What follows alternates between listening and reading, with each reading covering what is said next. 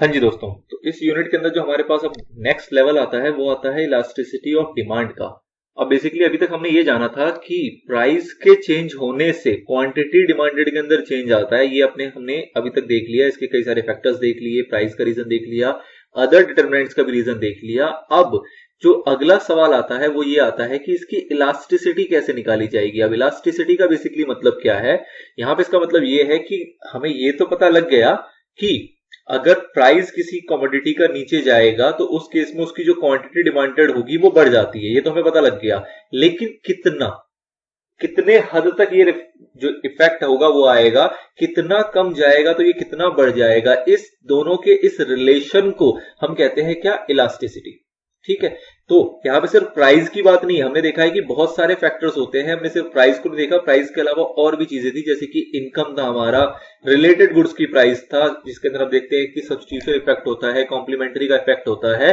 तो उन सभी के अंदर जो भी चेंज आएगा उसका इफेक्ट कहीं ना कहीं जो पड़ता है वो एक लौते चीज पे पड़ता है, जिसको हम कहते हैं क्वांटिटी डिमांडेड। ठीक है ना। अब हमें यह जानना है कि कितना प्राइस कम होगा तो कितनी क्वांटिटी डिमांडेड बढ़ेगी, या हम कह दें कि किसी इनकम का, मतलब किसी पर्सन का, किसी कंज्यूमर का कितना इनकम बढ़ेगा तो उससे कितना प्रोपोर्शन में क्वांटिटी डिमांडेड बढ़ेगा। लेट्स से कि हम कहते हैं कि किसी की इनकम 100 से बढ़ के 150 हो गई, तो हम कहते हैं कि जो हमारा क्वांटिटी डिमांडेड हमारा होता था 10,000 यूनिट का, वो अब हो जाएगा 12,000 unit.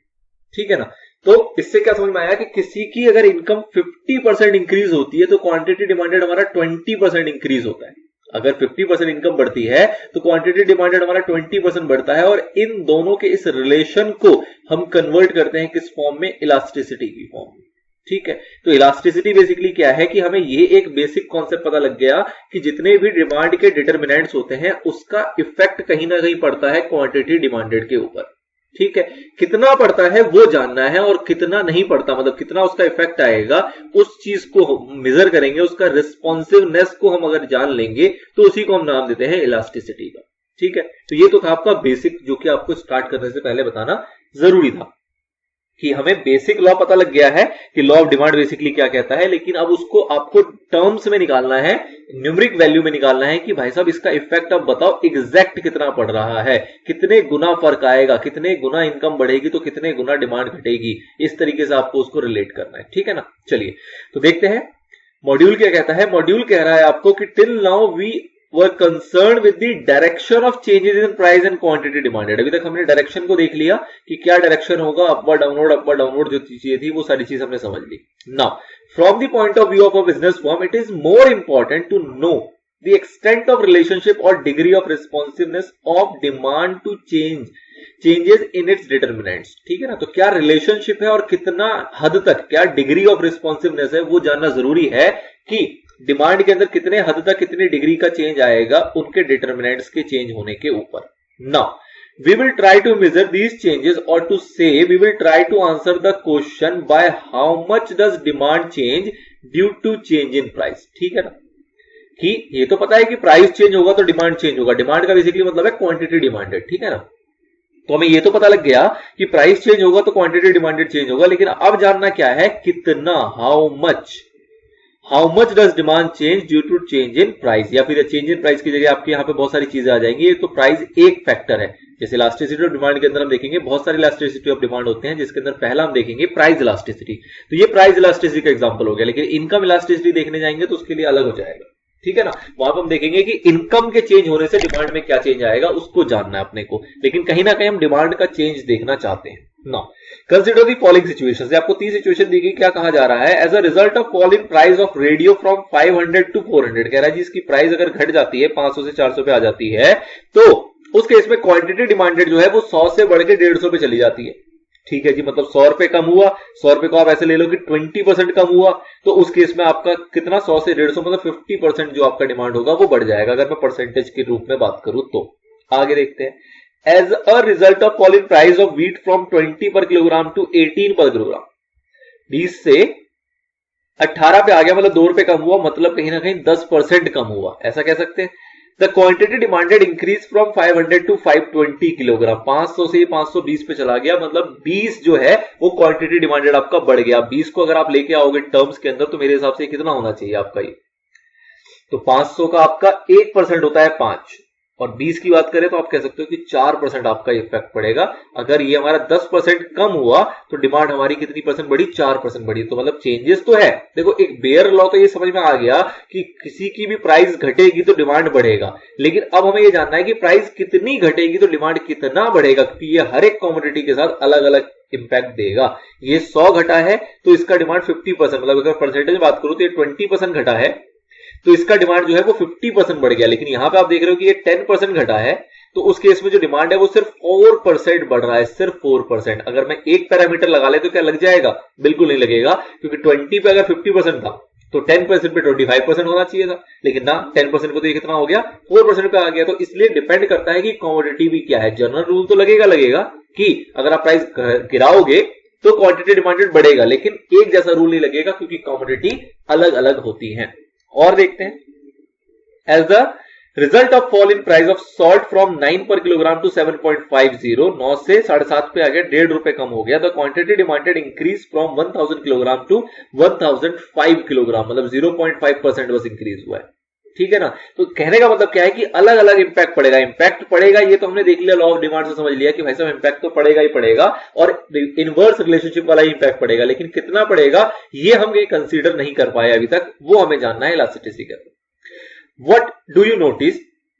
You notice that as a result of fall in price of radios, quantity demanded of radio increase. Same हुआ wheat और salt के केस में भी। Thus, we can say that demand for radios, wheat and salt all respond to price change. ये तो हमें पता है कि भाई साहब अगर प्राइस से अगर देखा जाए तो इनकी डिमांड के अंदर चेंज आएगा। प्राइस के अंदर चेंज करोगे तो इनकी डिमांड के अंदर चेंज आएगा ही आएगा। आगे, thus we can say that demand for radios, wheat and salt all are respond to price change. Then what is the difference? अब ये तो हमें पता लग गया कि हर किसी के अंदर जब प्राइस घट रही है तो डिमांड बढ़ रहा है, ये तो पता लग गया, लेकिन फिर फर्क क्या है? बस पता लग गई, बात खत्म हो जानी चाहिए। लॉ ऑफ डिमांड में हमने समझ लिया और हमने इसको अप्लाई करके देखा इन 3 केसेस के अंदर, तो हमें पता लगा कि तीनों केसेस में जब आप प्राइस को घटा रहे हो तो उस केस में आपकी डिमांड जो है वो बढ़ जानी चाहिए, बात खत्म हो गई। पर नहीं, अब इन तीनों में डिफरेंस क्या है? डिफरेंस ये है कि हर किसी की प्राइस कितनी घट रही है तो उसका इंपैक्ट जो दूसरे पे आ रहा है उसका हर किसी का रेशियो अलग है। हर किसी का आप कह सकते हो डिग्री ऑफ रिस्पॉन्स अलग है। अगर 20% इसका राइज होगा तो एक कॉमोडिटी के अंदर हो सकता है उसका इफेक्ट 50% पड़े, और हो सकता है अगले में सिर्फ 10% पड़े, किसी और में सिर्फ 5% ही पड़े, किसी और में सिर्फ 1% ही पड़े। वो अलग अलग मैटर करेगा उस प्रोडक्ट टू प्रोडक्ट के ऊपर। ठीक है जी। तो कह रहा है difference lies in the degree of response of demand, which can be found out by comparing the percentage changes in price and quantity demanded। जो हम करने की कोशिश कर रहे थे कि हमें देखना है कि कितने परसेंट का बदलाव हो रहा है, तो उसके वजह से कितने परसेंट का बदलाव हमारी क्वांटिटी डिमांडेड के अंदर आ रहा है। This is the concept of elasticity. ठीक है ना। इलास्टिसिटी का बेसिकली मतलब वही है कि आप इस टर्म को भी देखोगे तो इलास्टिक देखना है आपको कि कितना उसका एक तरीके से इंपैक्ट दूसरे के ऊपर जाएगा, वो कितने हद तक जा सकता है, कितना वो खिंच सकता है। ठीक है ना। अच्छा, क्या ये है कि अगर मैं कहता हूं कि कोई 100 रुपए का आइटम है, ठीक है, उसके जो 100 रुपए के आइटम पे अगर मैं क्वांटिटी डिमांडेड कहता हूं वो मैं कहता हूं कि 1000 यूनिट है। अगर मैं कहता हूं कि 100 रुपए के आइटम को मैं 1 रुपए का कर दूं तो क्या ये 1 लाख तक चला जाएगा, 1 करोड़ तक चला जाएगा, 1 अरब तक चला जाएगा? ऐसा होगा क्या? ऐसा नहीं होगा। इसकी भी एक लिमिट होगी जहां पे आके ये रुक जाएगा, जहां पे आके ये रुक जाएगा। सेम टू सेम अगर मैं इसको प्राइस से भी देखूं तो इस 100 रुपए को मैं कितना प्राइस गिरा सकता हूं, इसकी भी एक लिमिट होगी। ये 1 रुपए पे नहीं आ सकता, ये कहने की बात है, आ नहीं सकता है, क्योंकि इसकी एक लिमिट है। तो आपको उस लिमिट को जानना है। कहने का मतलब क्या है कि प्राइस कितना स्ट्रेच किया जा सकता है, और उस स्ट्रेचिंग के वजह से क्वांटिटी डिमांडेड पे कितना स्ट्रेच आ सकता है, उसको समझना है। This is called elastic. जैसे एक इलास्टिक के अंदर स्ट्रेचनेस होती है, मतलब उसको कितना खींचा जा सकता है, कितना लंबा किया जा सकता है, कितना बढ़ाया जा सकता है, उसकी क्या क्षमता है, उस क्षमता को जानना है आपको यहां पे डिमांड की फॉर्म में, जिसको कि हम कहते हैं कि प्राइस और क्वांटिटी डिमांडेड की form.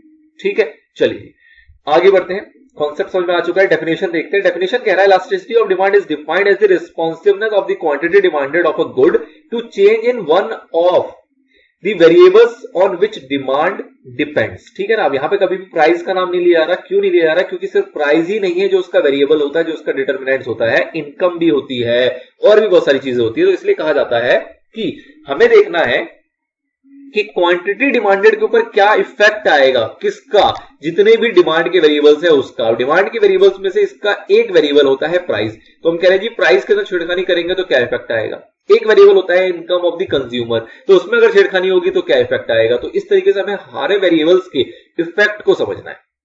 More precisely, elasticity of demand is the percentage change in quantity demanded divided by percentage change in one of the variables on which demand depends. Again वही चीज है, अब इसको थोड़ा प्रिसाइज कर दिया गया कि अगर फॉर्मूले में लेके आ जाएं तो आपको डिवाइड में रख देना है।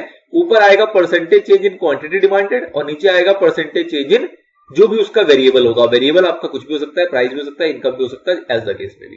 ठीक है, अब आपको यह पता लगा कि वेरिएबल बहुत सारे हो सकते हैं, क्योंकि हमने देखे हैं बहुत सारे डिटरमिनेंट्स हो सकते हैं। तो जितने डिटरमिनेंट्स होंगे उतने ही वेरिएबल्स हैं और उतने ही टाइप की हमारी इलास्टिसिटी भी हो सकती है, क्योंकि प्राइस के लिए अलग इलास्टिसिटी होगी, इनकम के लिए अलग इलास्टिसिटी होगी। हम कहते हैं एडवर्टीजमेंट, तो उसके लिए अलग इलास्टिसिटी होगी। सब्स्टिट्यूशन की बात करें उसके लिए अलग इलास्टिसिटी होगी। तो कहने का मतलब क्या है कि अलग अलग टाइप की इलास्टिसिटी हो सकती है।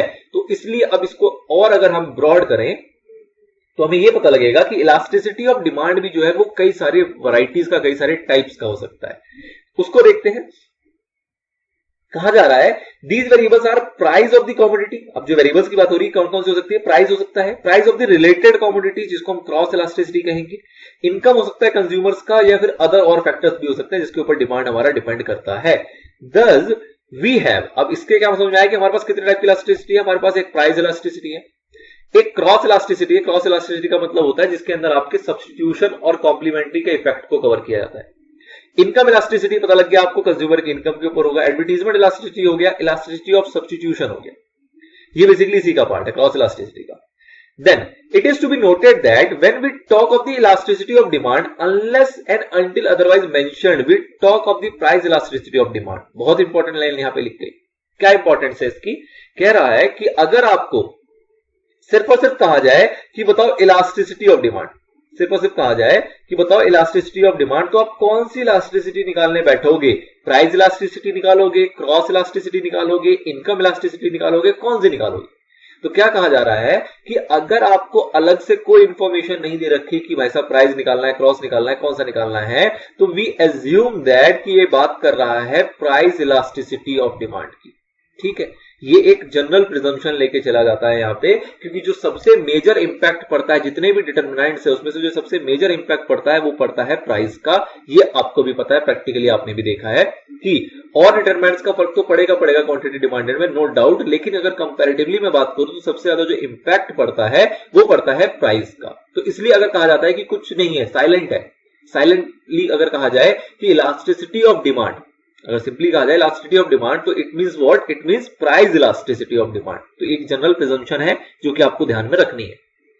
Now in other word, it is price elasticity of demand which is usually referred as elasticity of demand. तो इसलिए इसको ऐसा कहा जाता है कि अगर एक प्राइस इलास्टिसिटी ऑफ डिमांड को जनरली हम जो कोट करते हैं, जो नाम लिखते हैं, उसके लिए क्या लिखते हैं? इलास्टिसिटी ऑफ डिमांड लिखते हैं। अब अगर मैं अपने कंटेंट की बात करूं, अपने इस चैप्टर की बात करूं, तो आप इसके अंदर भी देखने जाओगे कि जब हम इसको शुरू करेंगे तो सबसे ज्यादा जो टाइम कंज्यूम करेगा वो टाइम कंज्यूम करेगा आपका प्राइस इलास्टिसिटी। ठीक है ना, ये सारे जो बाकी इलास्टिसिटी ऑफ डिमांड है कंपैरेटिवली बहुत नैरो है, बहुत छोटा कॉन्सेप्ट है और इजीली बहुत कम में खत्म हो जाएगा, और कह सकते हैं कि एग्जाम पॉइंट ऑफ व्यू से भी उतना ज्यादा रेलेवेंट नहीं होता, उतना ज्यादा इंपॉर्टेंट नहीं होता है as compare to price elasticity of demand. Important सभी है, लेकिन अगर प्राइस इलास्टिसिटी से कंपेयर करें तो उसके मुकाबले बाकी इतने कैपेबल नहीं है, इतने ज्यादा इंपॉर्टेंट नहीं है, और थ्योरेटिकली प्रैक्टिकली उतना महत्व नहीं दिया जाता उन कंटेंट को। ठीक है, तो सबसे ज्यादा टाइम जो हमारा लगेगा वो लगेगा प्राइस। तो इस वीडियो के अंदर में पर्टिकुलरली बेसिकली ये जानना था कि इलास्टिसिटी ऑफ डिमांड का बेसिकली नीड क्या है, क्या जरूरत है, क्या कॉन्सेप्ट है और कितने टाइप के हो सकते हैं। अब इसके बाद हम वन बाय वन शुरू करेंगे सारे के सारे इलास्टिसिटी ऑफ डिमांड को, जिसके अंदर की पहला आएगा आपका प्राइस इलास्टिसिटी। ठीक है, मिलते हैं नेक्स्ट पार्ट में, तब तक के लिए गुड बाय, गुड लक।